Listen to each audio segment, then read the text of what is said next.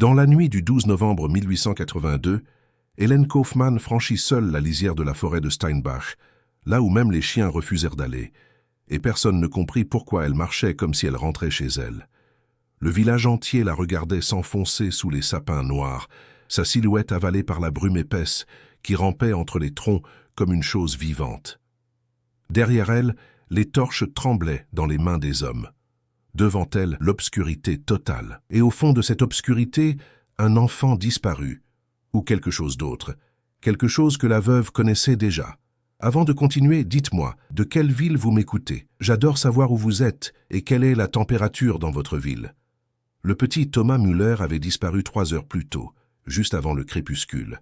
On l'avait vu jouer près du puits communal, puis courir vers la bordure des champs, là où commençait la forêt. Sa mère l'avait appelé, 1 fois, 2 fois, puis elle avait hurlé. Les hommes s'étaient rassemblés devant l'église, armés de lanternes, de bâtons, de prières murmurées. Mais personne n'avait osé entrer dans la forêt, pas après ce qui s'était passé l'année dernière. Pas après le chasseur Weiss, retrouvé 3 jours plus tard, les yeux grands ouverts, la bouche tordue dans un cri silencieux. Les médecins avaient parlé de crise cardiaque. Les vieilles femmes, elles, parlaient d'autre chose.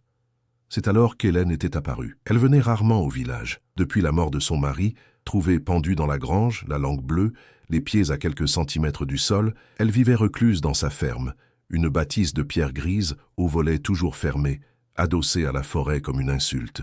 Les gens disaient qu'elle parlait seule, qu'elle allumait des bougies la nuit en dessinant des symboles sur le sol, qu'elle sortait parfois, pieds nus, pour marcher jusqu'aux arbres et disparaître pendant des heures. Mais ce soir-là, elle était venue. Sans un mot, elle s'était avancée vers la lisière. Les hommes s'étaient écartés instinctivement, comme devant une bête imprévisible. Le père Schneider, le prêtre du village, avait levé la main. « Madame Kaufmann, vous ne pouvez pas » Elle s'était arrêtée. Lentement, elle avait tourné la tête vers lui. Ses yeux étaient noirs, enfoncés, cernés de mauve. Son visage n'exprimait rien, ni peur, ni pitié, ni même fatigue. Juste une résolution froide, minérale. « Je sais où il est » avait-elle dit d'une voix blanche. Le silence s'était abattu comme une pierre. « Comment » avait murmuré quelqu'un. Elle n'avait pas répondu. Elle s'était simplement retournée et avait commencé à marcher. La forêt de Steinbach n'était pas une forêt comme les autres. Elle s'étendait sur plusieurs kilomètres, dense, impénétrable, parcourue de ruisseaux glacés et de ravins escarpés. Les arbres y poussaient tordus, leurs branches enchevêtrées comme des doigts crispés. En été, la lumière n'y pénétrait jamais vraiment. En hiver, la neige y tombait en silence, étouffant tout bruit, toute vie. Les anciens racontèrent des histoires, des légendes alsaciennes transmises de génération en génération. On disait que la forêt avait été un lieu sacré autrefois, un temple celte oublié, que des rituels y avaient été pratiqués, que des choses y avaient été enterrées ou invoquées. Pendant la guerre de 30 ans, des soldats suédois s'y étaient réfugiés et n'en étaient jamais ressortis. Pendant la Révolution, des déserteurs y avaient disparu. Et depuis toujours, les enfants savaient qu'il ne fallait jamais s'approcher des sapins après le coucher du soleil. Hélène avançait sans hésiter. Elle ne portait pas de lanterne, juste une longue cape noire sur une robe de deuil, des bottines lacées jusqu'aux chevilles et un châle de laine grise noué sous le menton. Ses cheveux, autrefois blonds, avaient blanchi prématurément.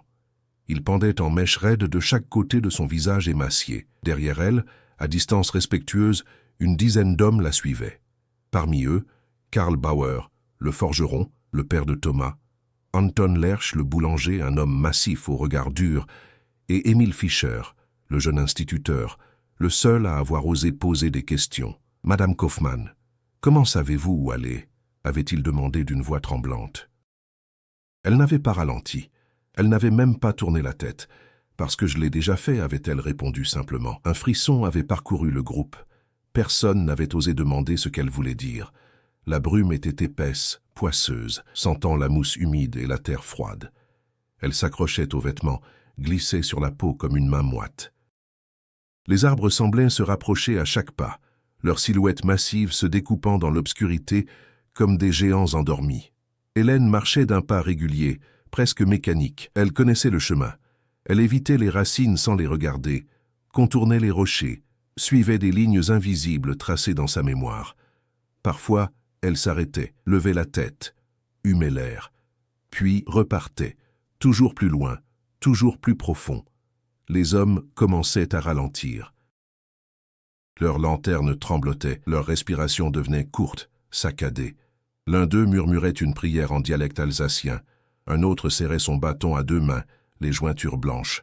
« On devrait faire demi-tour », souffla Anton. « Ce n'est pas naturel. »« Tais-toi », gronda Karl, les mâchoires serrées. « Mon fils est là-dedans. » Émile, lui, observait Hélène avec une fascination mêlée d'effroi. Elle ne semblait pas fatiguée, elle ne semblait pas avoir peur. Elle avançait comme une somnambule, guidée par quelque chose que les autres ne pouvaient ni voir ni comprendre. Et puis, soudain, elle s'arrêta. Devant eux s'ouvrait une clairière. Petite, circulaire, parfaitement dégagée. Au centre se dressait un vieux chêne, énorme, tordu, ses branches nues tendues vers le ciel comme des bras suppliants. À sa base, entre deux racines noueuses, on distinguait quelque chose, un ballot de tissu, immobile. « Thomas !» hurla Karl. Il se précipita, mais Hélène leva brusquement la main. « Ne bougez pas !» Sa voix était cassante, autoritaire. Karl s'arrêta net, déchiré entre l'obéissance et la panique. Hélène s'avança lentement vers l'arbre. Elle s'agenouilla près du petit corps recroquevillé, posa deux doigts sur son cou, puis, après un silence interminable, elle hocha la tête. Il vit. Karl s'effondra à genoux, un sanglot sec lui échappant. Les autres se signèrent. Mais Émile, lui, regardait ailleurs. Il regardait l'arbre. Sur son écorce, à hauteur d'homme, étaient gravés des symboles. Anciens, précis, géométriques. Des marques qui n'avaient rien à faire ici. Des marques qui ressemblaient à celles qu'on racontait avoir vues autrefois, avant que l'Église ne fasse abattre les arbres maudits de la région. Et juste en dessous, presque invisible dans la pénombre, quelque chose brillait faiblement, un pendentif, en argent terni, suspendu à une fine chaîne accrochée à une branche basse. Émile fronça les sourcils. Il le reconnaissait. Il l'avait déjà vu. Mais où? Hélène se redressa brusquement, tourna la tête vers lui. Leurs regards se croisèrent, et dans ses yeux, Émile vit quelque chose qu'il n'oublierait jamais. Pas de la folie, pas de la peur, de la résignation. Comme si elle savait que tout cela, le garçon, la forêt, les symboles, n'était que le début. Comme si elle avait toujours su que ce jour viendrait. Comme si elle avait essayé de l'empêcher et échoué. Ils ramenèrent Thomas au village. Il était vivant mais inconscient, les lèvres bleues, la peau glacée. Le docteur Hartmann parla d'hypothermie, d'égarement, de choc, mais il ne put expliquer pourquoi l'enfant ne portait aucune blessure, aucune trace de chute ou de lutte, ni pourquoi, lorsqu'il se réveilla 3 jours plus tard, il refusa de parler de ce qui s'était passé. Il ne prononça qu'une seule phrase, une seule fois, avant de se murer dans le silence. « Elle m'a trouvé. » Mais elle n'était pas seule. Personne ne comprit, sauf Hélène, qui, cette nuit-là, rentra chez elle sans un mot, ferma sa porte à double tour, alluma toutes les bougies de sa maison et s'assit à sa table, face à une vieille photographie posée devant elle.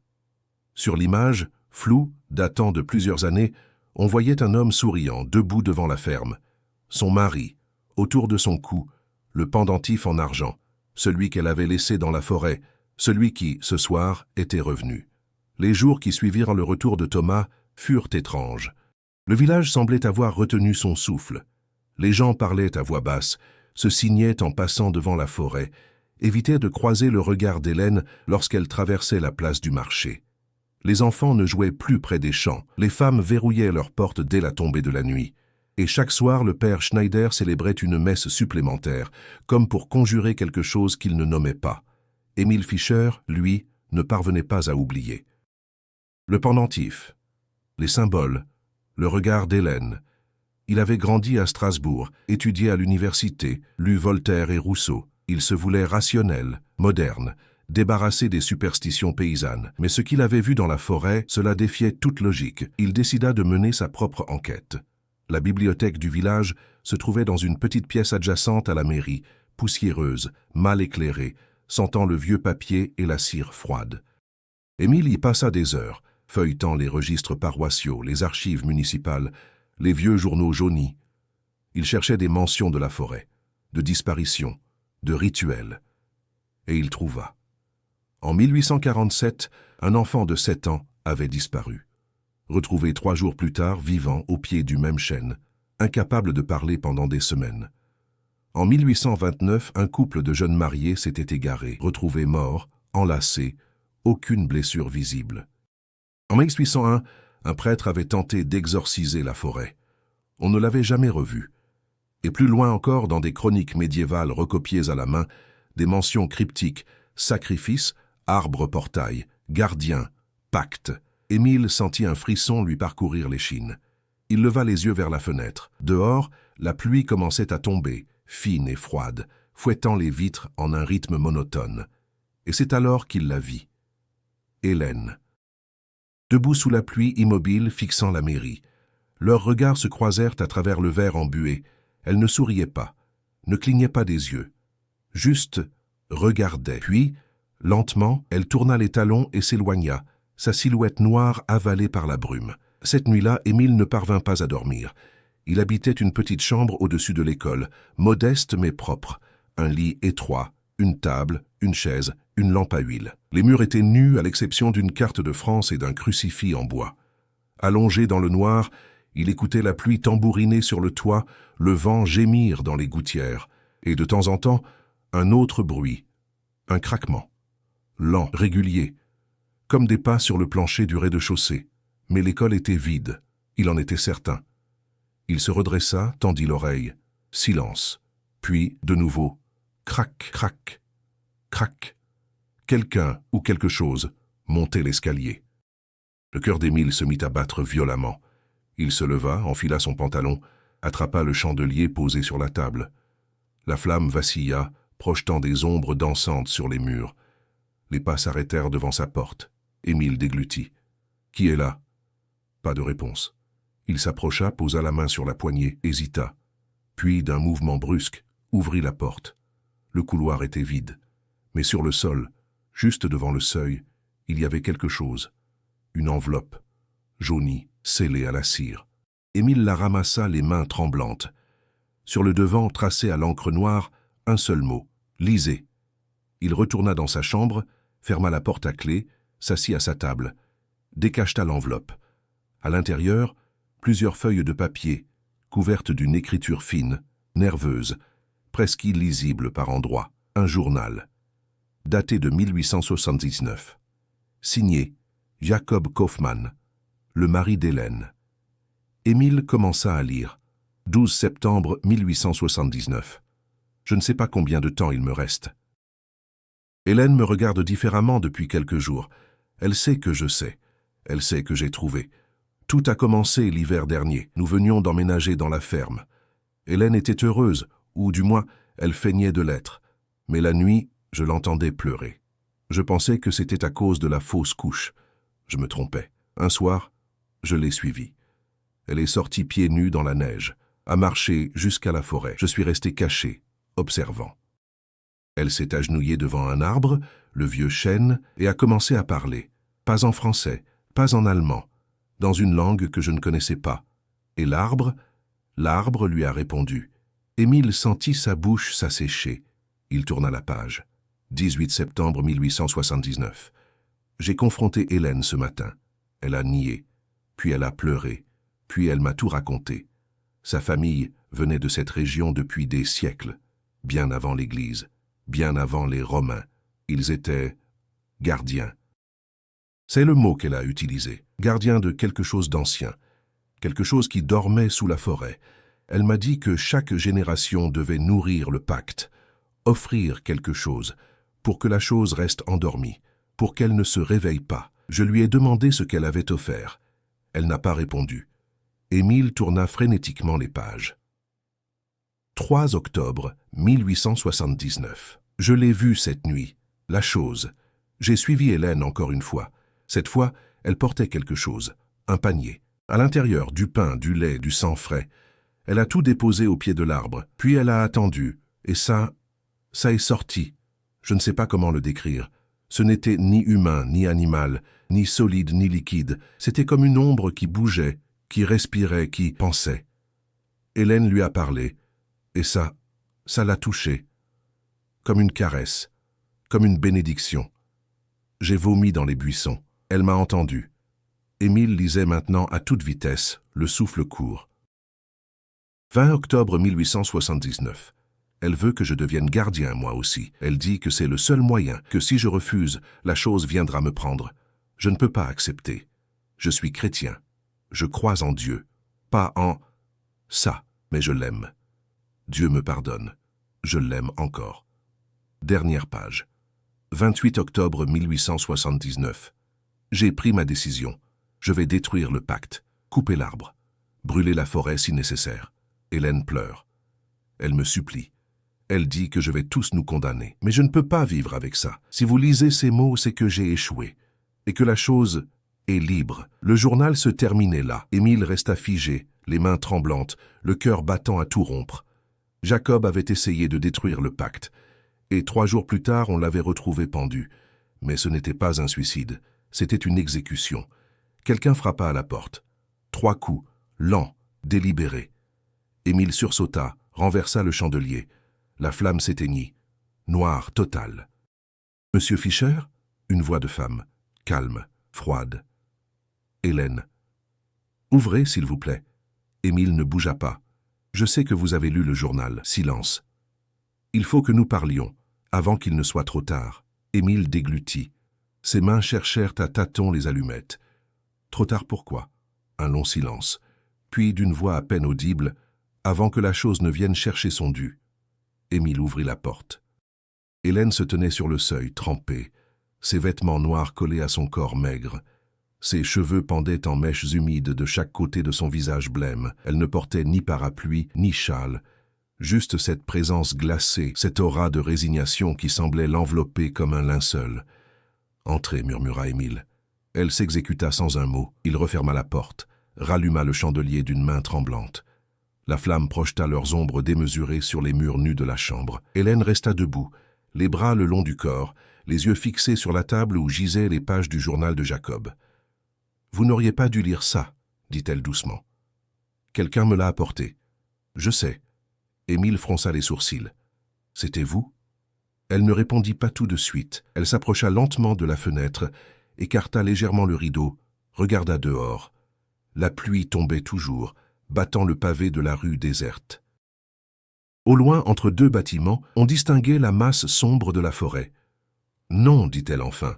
Ce n'était pas moi. » Un frisson parcourut Émile. « Alors qui ?» Hélène se retourna. Ses yeux noirs le fixèrent avec une intensité troublante. « La même chose qui a ramené Thomas, la même chose qui a tué mon mari, la même chose qui attend depuis des siècles qu'on brise le pacte. » Émile sentit sa gorge se serrer. « Qu'est-ce que c'est ?» Hélène s'assit sur la chaise, lentement, comme si chaque mouvement lui coûtait. Elle croisa les mains sur ses genoux. Pendant un long moment, elle ne dit rien. Puis, d'une voix blanche, elle commença à parler. « Ma famille vient de cette région depuis toujours. Bien avant les archives, bien avant l'Église. Nos ancêtres vivaient ici quand la forêt recouvrait tout. Quand les Romains sont arrivés, puis les Francs, puis les Allemands, nous étions déjà là. » Elle marqua une pause, les yeux perdus dans le vide. Ils savaient des choses que les prêtres ont essayé d'effacer, de brûler, de bannir. Mais on ne peut pas bannir ce qui a toujours existé. Émile écoutait, fasciné malgré lui. « Sous la forêt, » reprit Hélène, « il y a quelque chose. Pas un dieu, pas un démon. Quelque chose de plus ancien, quelque chose qui était là avant les hommes, qui dormait, qui rêvait. » Elle leva les yeux vers lui. Mais pour qu'il continue de dormir, il fallait le nourrir. Pas avec de la chair, pas avec du sang, avec des promesses, des liens, des pactes. « Quel genre de pacte ?» demanda Émile, la voix rauque. « Une vie, » dit-elle simplement, « une vie par génération, offerte volontairement. En échange, la chose reste endormie. Le village est protégé, les récoltes poussent, les enfants naissent. Tout continue. » Émile sentit un vertige le saisir. « Vous avez offert une vie ?» Hélène ferma les yeux. « J'ai eu un enfant, murmura-t-elle. Il y a 4 ans, une petite fille. Elle est née en hiver, elle était belle, parfaite. » Sa voix se brisa légèrement. « Je l'ai portée dans la forêt. Je l'ai déposée au pied de l'arbre, et je suis parti. » Le silence qui suivit fut insoutenable. « Vous avez tué votre propre enfant ?» souffla Émile, horrifié. « Non, » répondit Hélène, les larmes roulant silencieusement sur ses joues. « Je ne l'ai pas tué. Je l'ai donné. C'est différent. »« Comment pouvez-vous dire ça ?» Elle ouvrit brusquement les yeux, le regard dur. Parce que si je ne l'avais pas fait, la chose se serait réveillée. Elle aurait pris tout le village, tous les enfants. Vous comprenez?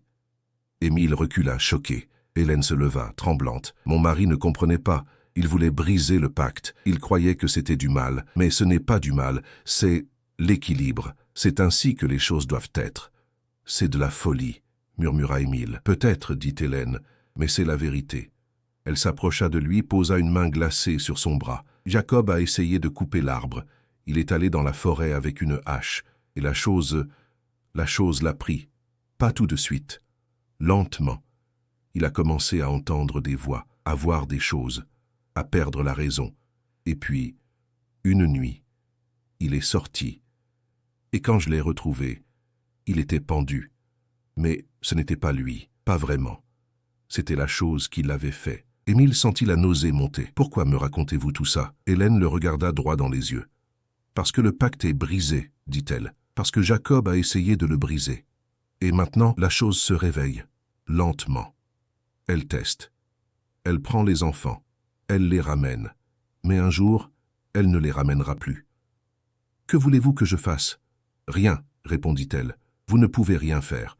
Personne ne peut, sauf moi. » Elle recula, se dirigea vers la porte. « Madame Kaufmann, attendez !» Elle se retourna une dernière fois. « Ne retournez jamais dans la forêt, monsieur Fischer, quoi qu'il arrive. Même si vous entendez des voix, même si quelqu'un vous appelle, n'y allez jamais. » Et elle sortit, disparaissant dans la nuit pluvieuse. Les jours suivants furent étranges. Thomas, le petit garçon retrouvé dans la forêt, commença à parler de nouveau. Mais ses mots étaient troublants. Il disait qu'il avait vu la dame des arbres. Il disait qu'elle lui avait souri. Il disait qu'elle lui avait promis de revenir. Les parents affolés consultèrent le docteur. Celui-ci parla de traumatisme, de délire post-hypothermique. Mais Thomas insistait. Il dessinait la dame. Encore et encore.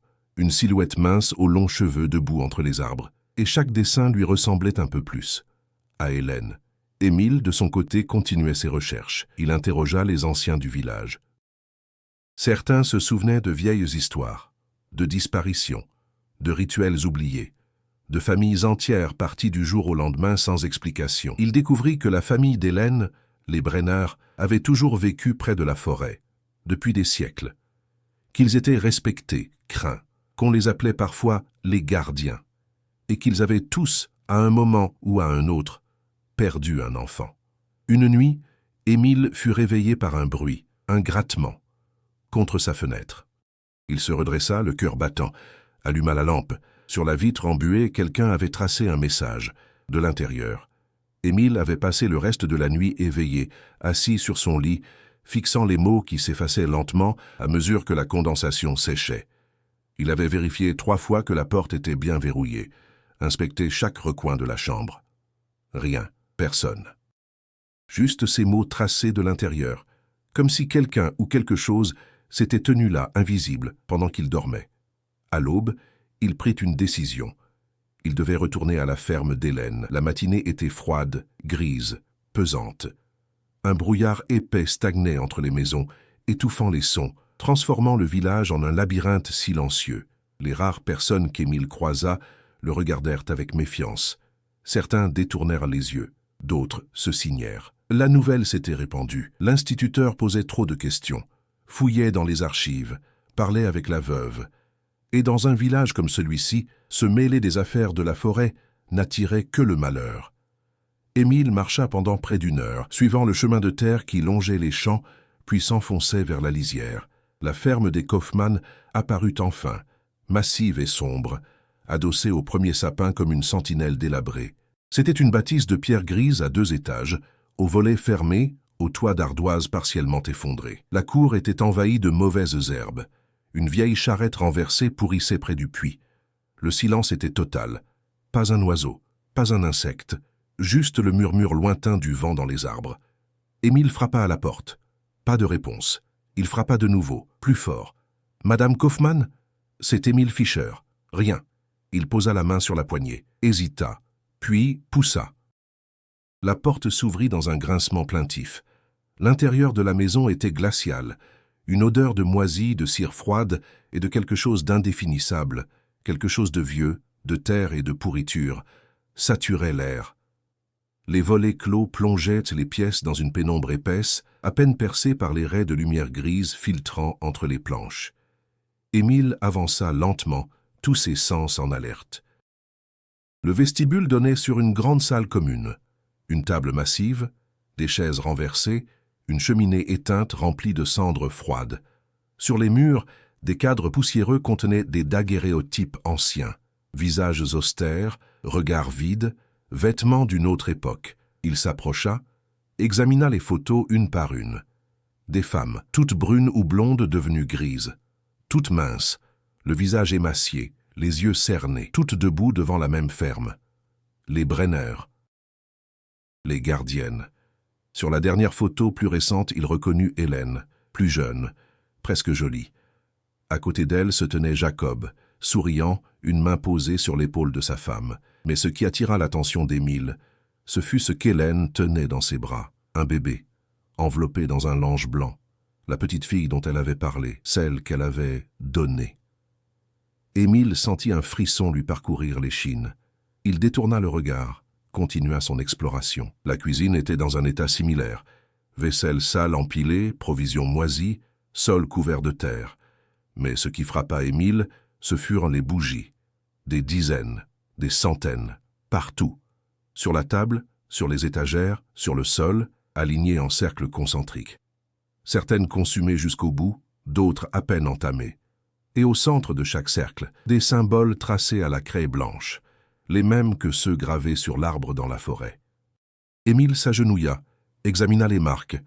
Elles étaient complexes, géométriques, presque mathématiques. Des lignes entrecroisées, des spirales, des formes qui évoquaient à la fois des racines et des veines. Il sortit un carnet de sa poche, commença à les recopier. C'est alors qu'il entendit un bruit, à l'étage, un craquement lent, délibéré. Quelqu'un marchait. Émile se redressa, le cœur battant. Il jeta un coup d'œil vers l'escalier qui montait dans l'obscurité. « Madame Kaufmann ?» Pas de réponse. Juste un nouveau craquement, plus proche. Il avança vers l'escalier, posa le pied sur la première marche. Le bois gémit sous son poids. Il monta lentement, une main sur la rampe humide, l'autre serrant son carnet comme une arme dérisoire. Le palier du premier étage était encore plus sombre. 3 portes fermées, une quatrième, entr'ouverte au fond. Les pas venaient de là. Émile s'approcha, retenant son souffle. Poussa doucement la porte. C'était une chambre. Petite, spartiate. Un lit défait, une armoire ouverte, des vêtements éparpillés. Et au centre de la pièce, debout dos à lui, une silhouette. Hélène. Immobile, les bras le long du corps, regardant par la fenêtre. « Madame Kaufmann ?» murmura Émile. Elle ne bougea pas. « Je vous ai appelé. Vous ne m'avez pas entendu. » Silence. Émile fit un pas de plus. « Madame. » Et c'est alors qu'il remarqua. La fenêtre devant laquelle elle se tenait était fermée. Les volets étaient clos. Elle ne regardait rien. Juste le mur. « Madame Kaufmann, » murmura Émile, la gorge serrée. « Qu'est-ce que vous... » Lentement, très lentement, Hélène tourna la tête. Son visage était d'une pâleur mortelle. Ses yeux, vitreux, fixes, ne clignaient pas. Et ses lèvres bougeaient, articulant des mots inaudibles, encore et encore, comme une prière ou une incantation.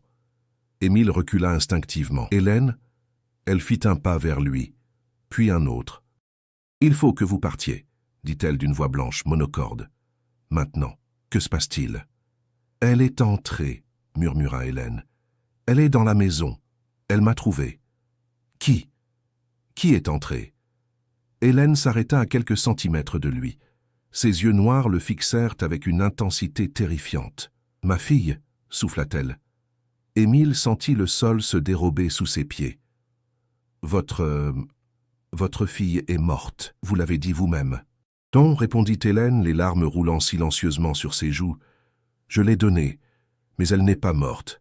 Elle a grandi, là-bas, dans la forêt, avec la chose. Et maintenant, elle veut rentrer à la maison. » Un bruit retentit en bas, un rire d'enfant, aigu, cristallin, glacial. Émile et Hélène se figèrent. Le rire résonna de nouveau, plus proche, montant l'escalier. « Cours !» chuchota Hélène, « cours, et ne te retourne pas. » « Mais vous, je t'ai dit de courir. » Elle le poussa violemment. Émile trébucha, se rattrapa à la rampe. En bas, dans l'ombre du vestibule, quelque chose bougeait.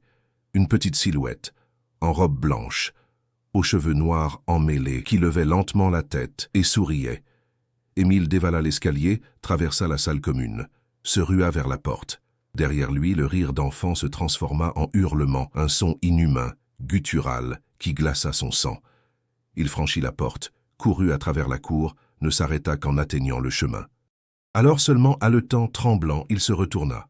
La ferme était silencieuse, aucun mouvement, aucun bruit, juste les volets clos, et, à une fenêtre du premier étage, une main blanche posée contre le verre. Petite, d'enfant, qui traçait lentement un symbole dans la buée, le même que ceux dessinés à la craie dans la cuisine. Émile ne retourna pas au village immédiatement. Il marcha, longtemps, sans but précis, essayant de mettre de l'ordre dans ses pensées, de donner un sens à ce qu'il venait de voir. Mais chaque explication rationnelle s'effondrait face à la réalité brutale. Il avait vu quelque chose dans cette maison, quelque chose qui ne pouvait pas exister, la fille d'Hélène, vivante, ou quelque chose qui portait son apparence. Le soleil était déjà bas quand il atteignit enfin le village. Les rues étaient anormalement désertes. Quelques fenêtres éclairées, mais aucune silhouette aux abords. Un silence pesant, presque oppressant, comme si le village entier retenait son souffle. Émile se dirigea vers l'église. Le père Schneider saurait peut-être. Les prêtres gardèrent des archives, des témoignages, des confessions. Il poussa la lourde porte de bois. L'intérieur était plongé dans une semi-obscurité. Quelques cierges tremblotaient devant l'autel. L'odeur de l'encens et de la cire flottait dans l'air froid. « Père Schneider ?» Sa voix résonna sous les voûtes de pierre. Pas de réponse. Il avança dans la nef centrale, ses pas résonnant sur les dalles anciennes, puis il remarqua quelque chose d'étrange. Les statues, toutes les statues de saints qui ornaient les niches latérales, avaient été retournées, face contre le mur, comme si quelqu'un ne voulait pas qu'elle voie. Un frisson parcourut Émile. « Père Schneider » répéta-t-il, plus fort. Un bruit lui parvint de la sacristie. Un murmure, une prière récitée à voix basse, frénétique. Émile se dirigea vers la petite porte sur le côté, l'ouvrit. Le père Schneider était agenouillé face au mur, les mains jointes, le visage baigné de sueur. Il récitait des Ave Maria à toute vitesse, les yeux fermés, le corps tremblant. « Mon père ?» Le prêtre sursauta violemment, se retourna. Son visage était hagard, les yeux injectés de sang, les lèvres craquelées. « Fischer, vous ne devriez pas être ici. Que se passe-t-il?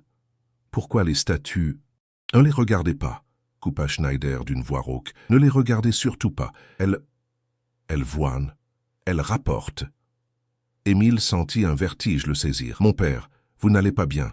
Laissez-moi vous aider. Vous ne comprenez pas, » hurla soudain le prêtre. « Personne ne comprend. J'ai essayé, j'ai prié. J'ai béni cette forêt maudite, mais rien n'y fait, rien. Elle est trop ancienne, trop puissante.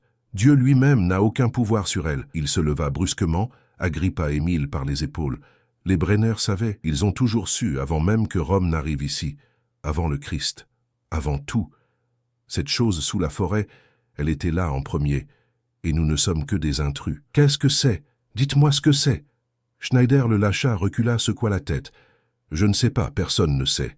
Mes prédécesseurs ont essayé de comprendre. Ils ont consulté des textes anciens, des grimoires interdits.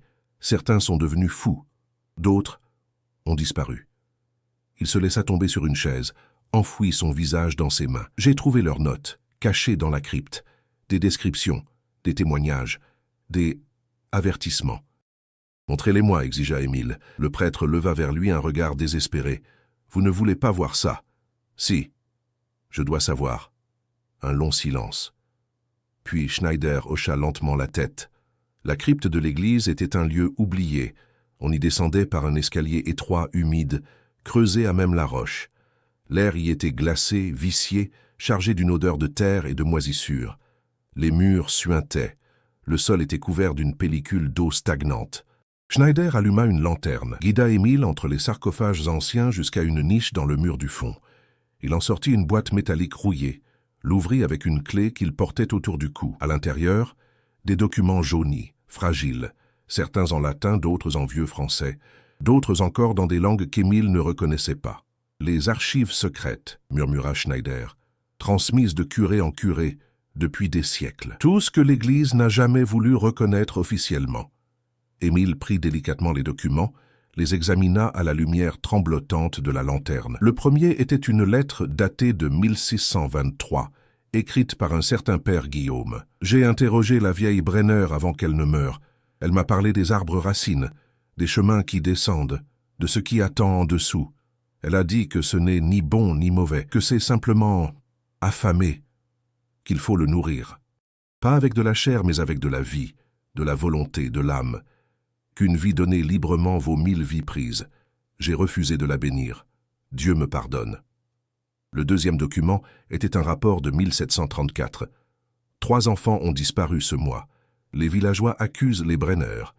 Ils parlent de sacrifices, de pactes diaboliques. J'ai mené une enquête. J'ai interrogé Marguerite Brenner. Elle nie, mais ses yeux savent. Elle porte le poids de quelque chose d'innommable. Je l'ai exorcisée. Cela n'a rien changé. L'exorcisme ne fonctionne que sur les démons, et ceci n'est pas un démon. Le troisième était un fragment de parchemin très ancien, presque illisible. Racines descendant jusqu'au centre, là où dort le premier rêveur. Ne pas le réveiller. Si le pacte est rompu, si le sang cesse de couler, il ouvrira les yeux. Et alors?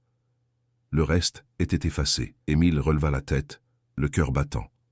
Le premier rêveur. Schneider hocha la tête. C'est ainsi que les textes les plus anciens l'appellent. Une entité qui existait avant l'homme, qui dort sous la terre, qui rêve, et dont les rêves influencent le monde. Comment est-ce possible? Je ne sais pas, murmura le prêtre. Mais j'ai compris une chose. Tant que les Brenner maintenirent le pacte, la chose restait endormie. Mais Jacob Kaufmann a voulu le briser, et maintenant, il ne termina pas sa phrase. Il n'en eut pas le temps. Un cri retentit au-dessus d'eux, venant de l'église. Un cri d'enfant. Émile et Schneider se précipitèrent dans l'escalier, remontèrent à toute vitesse. Ils débouchèrent dans la nef et se figèrent. Au centre de l'église, debout sur l'autel, se tenait une petite fille, 4 ou 5 ans, vêtue d'une robe blanche sale, pieds nus, cheveux noirs emmêlés tombant sur son visage. Elle chantait, une mélodie sans paroles, étrange, hypnotique. Et tout autour d'elle, les cierges s'éteignaient un par un, plongeant l'église dans les ténèbres. « Seigneur Dieu » murmura Schneider en se signant frénétiquement. La petite fille tourna lentement la tête vers eux et sourit. « Bonjour, monsieur Fischer » dit-elle d'une voix cristalline. « Maman m'a beaucoup parlé de vous. » Émile sentit ses jambes se dérober. Il se rattrapa à un banc. « Qui es-tu »« Je m'appelle Anna » répondit-elle en inclinant la tête. « Anna Kaufmann. Vous me reconnaissez ?» Elle descendit de l'autel avec une grâce surnaturelle, ses pieds nus ne faisant aucun bruit sur les dalles. « Je suis la fille qu'on a donnée, celle qu'on a laissée dans la forêt. Mais je ne suis pas morte. Oh non, j'ai grandi, j'ai appris, et maintenant je suis revenue. » Elle s'approcha lentement, ses yeux noirs fixant Émile avec une intensité glaçante.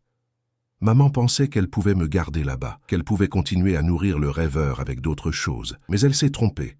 Le pacte est clair, une vie par génération. Une vraie vie, pas des offrandes, pas des prières. Une vie. « Arrière » hurla Schneider en brandissant son crucifix. « Au nom du Père, du Fils et du... » Anna se tourna vers lui, et le prêtre s'effondra comme frappé par une force invisible. Le crucifix tomba de sa main, roula sur le sol. « Vos symboles n'ont aucun pouvoir ici, » dit doucement la petite fille. « Vos dieux sont jeunes, le nôtre est ancien. » Elle reporta son attention sur Émile. « Il se réveille, monsieur Fischer. Lentement, prudemment, il teste, il goûte, et bientôt il se lèvera. À moins que... » Elle s'arrêta à quelques centimètres de lui. « À moins que quelqu'un ne reprenne le pacte, quelqu'un de volontaire, quelqu'un qui comprend. » Émile recula, tremblant. « Jamais, je ne sacrifierai personne. » Anna sourit tristement. « Alors vous les condamnez tous, chaque enfant de ce village, chaque homme, chaque femme. Tous. » Elle se retourna, marcha vers la sortie. « Maman le sait, c'est pourquoi elle va faire ce qu'elle doit faire. Que voulez-vous dire ?» Anna s'arrêta sur le seuil. « Elle va retourner dans la forêt. Elle va se donner elle-même, c'est la seule façon. » Et elle disparut dans la nuit. Émile se précipita dehors. La place de l'église était déserte, mais au loin, sur le chemin menant à la lisière, il distingua une silhouette noire. Hélène, marchant lentement vers la forêt, vers l'arbre, vers la faim. Émile courut. Ses poumons brûlaient, ses jambes tremblaient, mais il courut plus vite qu'il ne l'avait jamais fait. Derrière lui, le village s'enfonçait dans l'obscurité. Devant lui, la silhouette d'Hélène disparaissait entre les arbres. « Hélène, attendez !» Elle ne se retourna pas, ne ralentit pas. Juste cette marche régulière, inexorable, comme celle d'une condamnée se rendant à l'échafaud. La lisière de la forêt se dressa devant Émile, tel un mur de ténèbres. Il hésita une fraction de seconde, se souvenant de l'avertissement d'Hélène, des histoires, des mises en garde. Puis, il s'enfonça sous les sapins. L'obscurité l'engloutit immédiatement. Ce n'était pas une simple absence de lumière. C'était quelque chose de plus épais, de plus oppressant, comme si l'air lui-même était devenu solide. Les sons du dehors, le vent, les craquements de branches s'évanouirent instantanément, remplacés par un silence absolu, assourdissant. Émile avança à tâtons, les mains tendues devant lui. Les arbres semblaient bouger autour de lui, leurs troncs se déplaçant imperceptiblement, créant un labyrinthe mouvant. La mousse sous ses pieds était humide, glissante, exhalant cette odeur de terre ancienne et de pourriture. « Hélène !» cria-t-il de nouveau. Sa voix mourut aussitôt, avalée par la forêt. Puis, devant lui, une lueur apparut. Faible, verdâtre, pulsant doucement comme un cœur. Il s'en approcha. La clairière. Le même endroit où ils avaient retrouvé Thomas. Le chêne massif se dressait au centre, ses branches nues griffant le ciel nocturne. Mais maintenant, quelque chose avait changé. L'arbre brillait. Une luminescence étrange émanait de son écorce, traçant les veines du bois comme un réseau de lumière vivante. Les symboles gravés dans le tronc pulsaient en rythme, projetant des ombres dansantes sur le sol. Et au pied de l'arbre, agenouillée, les mains posées sur les racines noueuses, Hélène. Elle portait toujours sa robe noire, mais elle avait ôté son châle. Ses cheveux blancs tombaient librement sur ses épaules. Son visage, levé vers les branches, exprimait une paix terrible, l'acceptation de quelqu'un qui a enfin cessé de lutter. Hélène, non. Émile fit un pas vers elle. Instantanément, le sol trembla. Un grondement sourd monta des profondeurs, faisant vibrer les racines, les pierres, les os mêmes de la terre. Les arbres autour de la clairière se mirent à gémir, leurs branches s'agitant sans vent. Hélène tourna enfin la tête vers lui. « Je vous avais dit de ne pas venir, » murmura-t-elle. « Vous ne pouvez pas faire ça. Je n'ai pas le choix. » Elle se releva lentement, s'approcha de lui. Dans la lumière étrange, son visage paraissait à la fois très vieux et très jeune, comme si toutes les femmes Brenner avant elle se superposaient en elle. « Mon mari a essayé de briser le pacte, » dit-elle doucement. Il pensait qu'il pouvait libérer le village, mais on ne libère pas ce qui a toujours été enchaîné. On ne brise pas ce qui maintient le monde debout. C'est de la folie, ce n'est qu'une superstition, une vieille légende. Hélène sourit tristement. Vous avez vu Anna, vous avez lu les archives, vous savez que ce n'est pas une légende. Elle posa une main sur sa joue. Sa paume était glacée. Le rêveur se réveille, je le sens. Chaque nuit, il se rapproche un peu plus de la surface. Ses rêves deviennent plus clairs, plus puissants. Bientôt, il ouvrira les yeux. Et quand il le fera, elle ne termina pas. Elle n'en eut pas besoin. « Alors laissez-moi vous aider, » supplia Émile. « Il doit y avoir un autre moyen, une autre solution. Il n'y en a pas. » « Comment pouvez-vous en être sûr ? Parce que ma famille a cherché pendant des siècles, » hurla soudain Hélène, les larmes ruisselant sur ses joues. « Vous croyez que nous avons aimé ça, sacrifier nos enfants, vivre avec cette malédiction génération après génération ? Nous avons tout essayé. Les prêtres, les exorcismes, les bûchers, rien n'a fonctionné. La seule chose qui maintient cette chose endormie, c'est le pacte, le sang volontaire, la vie offerte. » Elle se retourna vers l'arbre. Jacob n'a pas compris. Il pensait qu'en me tuant, en détruisant l'arbre, il arrêterait tout. Mais la chose l'a pris.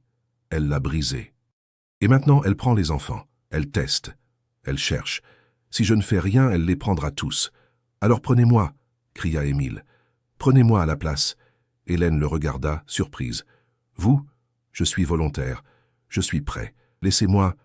Non, la voix venait de derrière eux. Ils se retournèrent. Anna se tenait à la lisière de la clairière, mais elle n'était plus seule.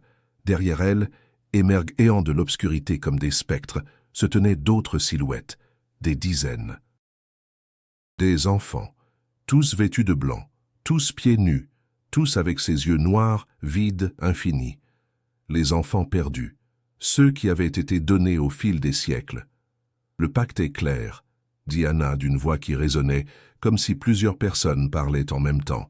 Une vie de sang Brenner, une vie qui porte la marque. Vous ne pouvez pas vous substituer, monsieur Fischer. Vous n'êtes pas des nôtres. Hélène s'avança vers sa fille. Alors prends-moi. Anna inclina la tête. Tu es prête?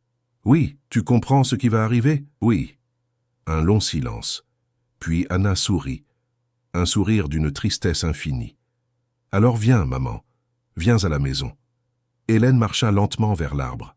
Chaque pas semblait lui coûter, non par peur, mais par le poids de toutes celles qui l'avaient précédée.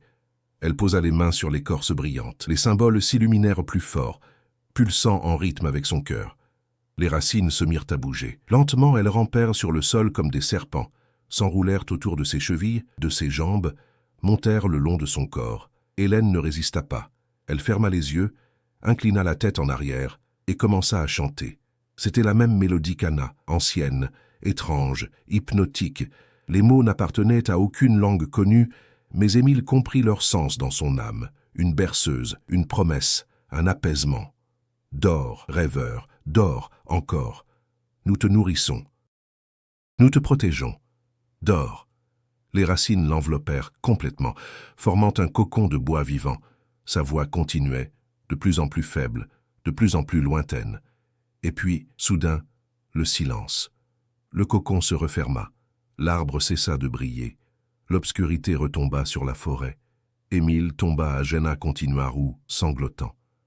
Autour de lui, les enfants commencèrent à se dissoudre. Leurs silhouettes devinrent transparentes, puis disparurent comme de la fumée, retournant à la terre d'où elles venaient. Anna fut la dernière à partir.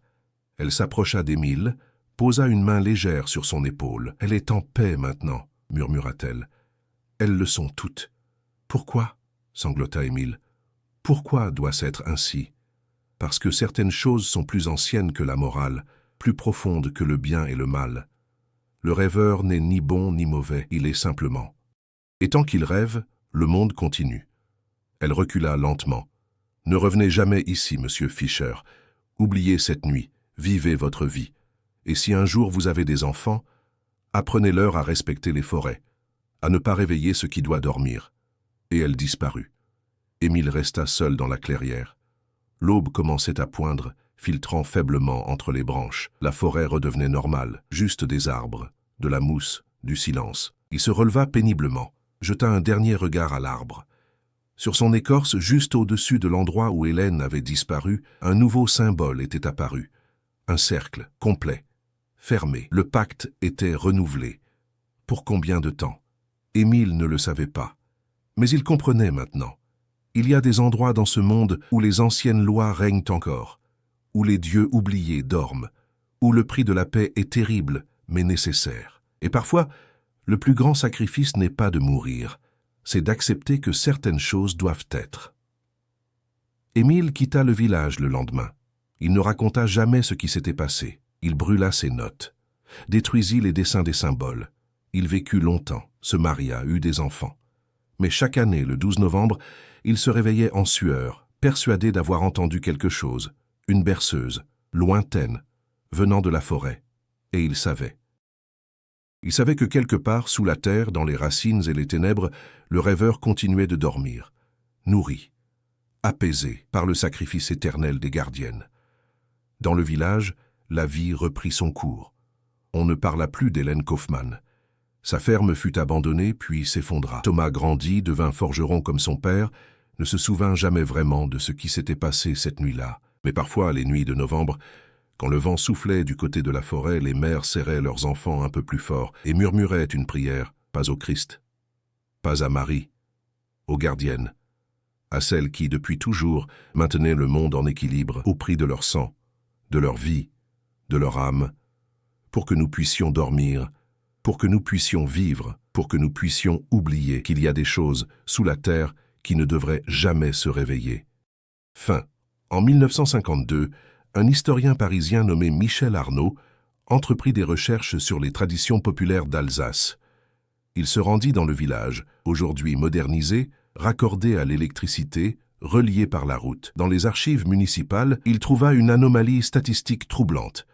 Depuis 1882, aucun enfant n'avait disparu, aucun accident inexpliqué, aucune mort mystérieuse, comme si quelque chose avait cessé. Il interrogea les anciens. Ils se signèrent. Refusèrent de parler. Il visita les ruines de la ferme Kaufmann, désormais envahie par la végétation. Et dans la forêt, il trouva l'arbre, immense, tordu, ancien. Sur son écorce, il distingua des marques, des symboles, érodés par le temps mais encore visibles, et gravés plus récemment un nom, Hélène Brenner Kaufmann, 1854-1882. Gardienne Michel Arnaud prit des photos, nota les symboles, mais cette nuit-là, dans sa chambre d'hôtel, il entendit quelque chose, une berceuse. Il brûla ses notes le lendemain et ne revint jamais.